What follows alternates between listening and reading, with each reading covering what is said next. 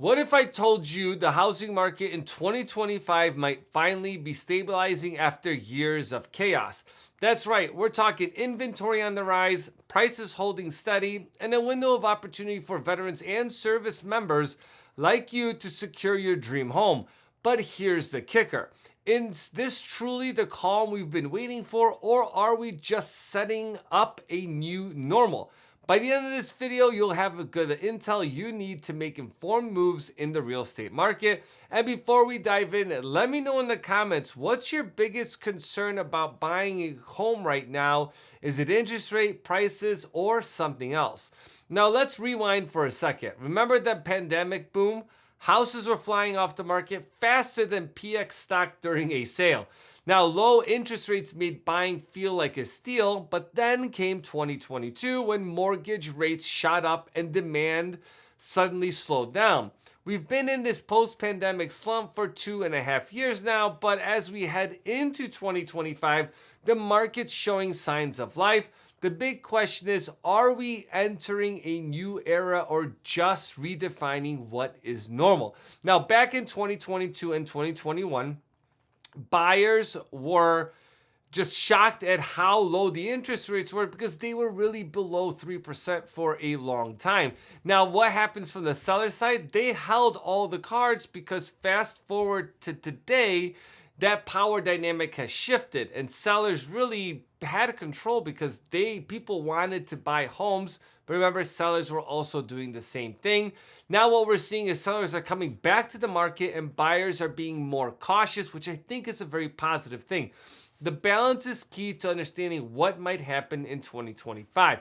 So first up, let's talk about inventory. Right now, we're seeing 690,000 single family homes sitting on the market. Now, that is a 26% increase over last year. Now, to put that in perspective, in 2019, which is our baseline for what is called normal, we had $850,000 homes for sale. Now, while we're not there yet, we're closing the gap. Now, for veterans using the VA loan, this means more choices and less competition and fewer bidding wars. Now, that is a victory in itself because that's the one thing that I feel holds people back from getting into the market as well because they feel like it's just too competitive. Now, it's also important to note that inventory trends vary by the region. For example, up in northern cities are still struggling with tight inventory, while places like Florida and Texas are seeing higher availability. If you're relocating, pay attention to those regional differences because they can have a significant impact on your buyer strategy. Now, let's talk about new listings. We're seeing about 8% more sellers each week compared to last year. That's good news for anyone leveraging the VA home loan with no down payment, competitive interest rates, and no PMI. The VA loan gives veterans a major edge. Now, more sellers mean more opportunities to find your dream home. And for my fellow service members wondering if now is the right time to buy, the market's showing late year momentum. Some of this could be post-election confidence or folks who've been waiting on the sidelines. Either way, the stars are aligning for 2025.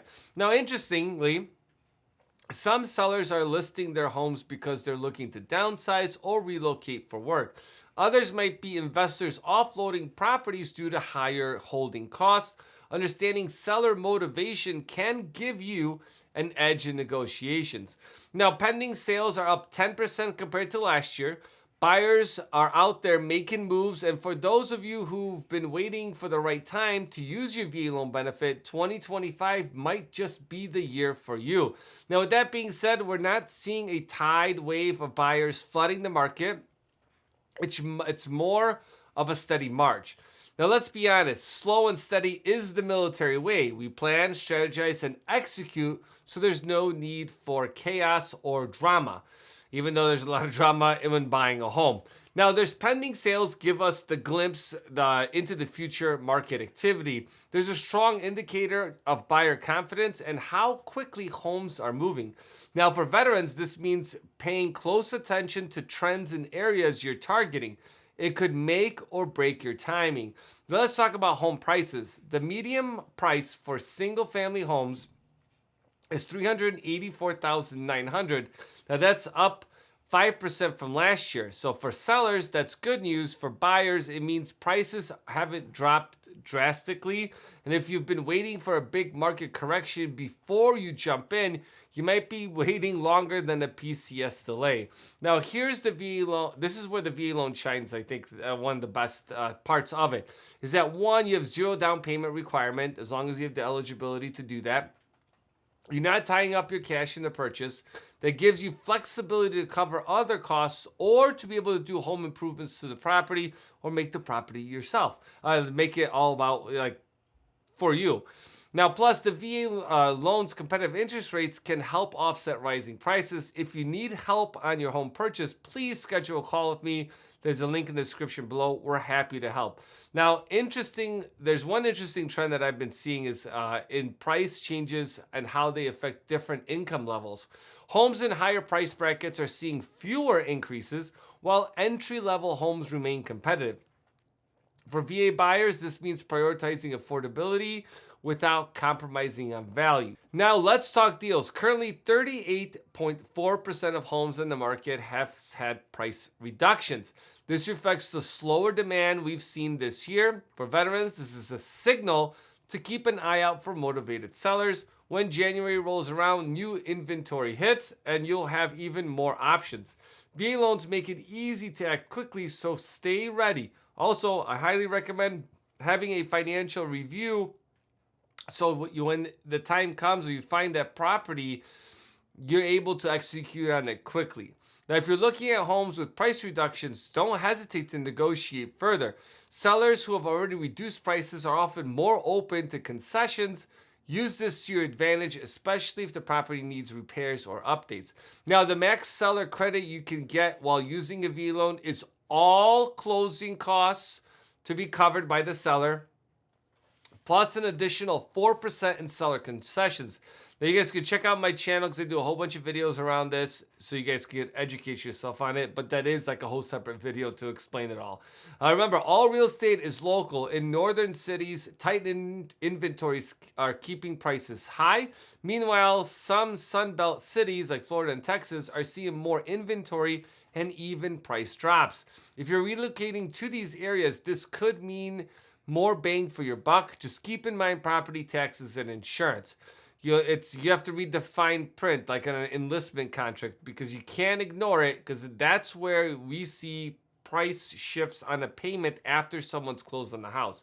Now, before making a move, research the cost of living in the target area, property taxes, insurance rates, and even HOA dues factor in very widely. These factors have a big role in your monthly budget. So with 2025 finally be a normal housing market, here's my take on all this.